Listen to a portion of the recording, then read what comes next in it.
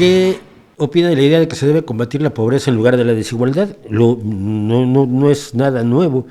Siempre he dicho que el índice Gini es una trampa enorme. Si tienes un país donde todos son pobres y hay unos poquitos que son de clase media, tiene muy poca desigualdad, pero el país está mal. Tienes un país de gente enormemente rica y de una clase media que ocupe la mayor parte de la población, pero hay unos ultramillonarios espectaculares, brutales, ofensivos, nivel Elon Musk. Pero el índice Gini te va a decir que hay una enorme desigualdad. Pero los que están hasta abajo de esa desigualdad no están sufriendo como los que están hasta abajo de la mayor igualdad de la otra sociedad hipotética que mencionábamos. Es decir, la desigualdad no mide el nivel de vida, la calidad de vida de la gente que está en la parte inferior de esa desigualdad.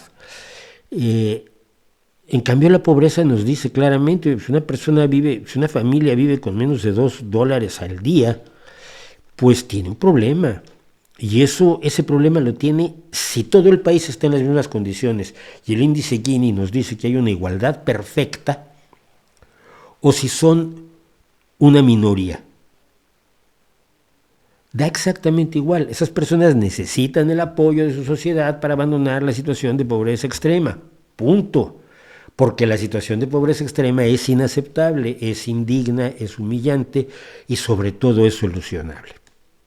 Entonces, pues esto que me pregunta Vlad Morto, yo lo he dicho muchísimas veces, creo que el índice Gini es utilizado equivocadamente para tratar de analizar a las sociedades, cuando lo que tenemos que analizar ni siquiera es cómo vive el que mejor vive, sino cómo vive el que peor vive.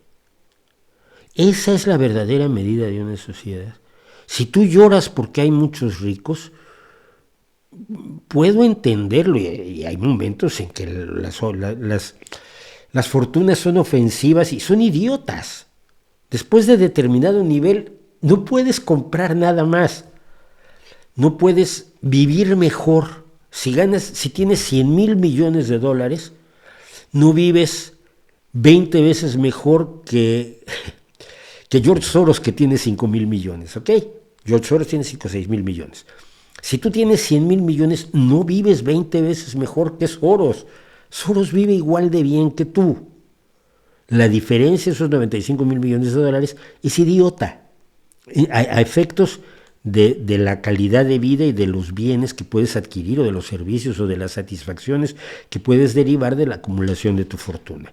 Y como vamos a ver hoy, en algunos casos, las fortunas tampoco deben ser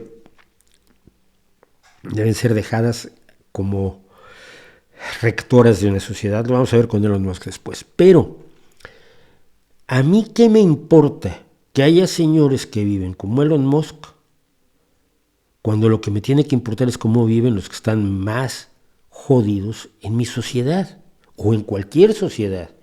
Si toda la gente come, si todos los niños van a la escuela, si las viviendas son dignas, si la sanidad es para todos, si hay pensiones que te garantizan la vejez, si vives sin miedo, pero vives en una honrada clase media baja, con tus satisfactores cubiertos, si todos viven así, a mí no me importa que haya ricos. Me ofende que haya ricos cuando hay gente extremadamente pobre, sobre todo cuando esos ricos me dicen es que no quiero pagar impuestos para ayudar a esas personas que no han tenido las oportunidades que yo tuve, ¿no?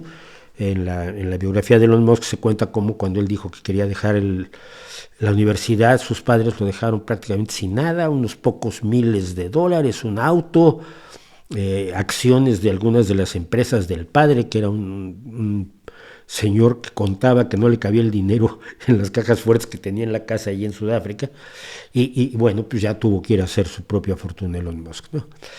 Ahí las fortunas son ofensivas por comparación con el que está peor.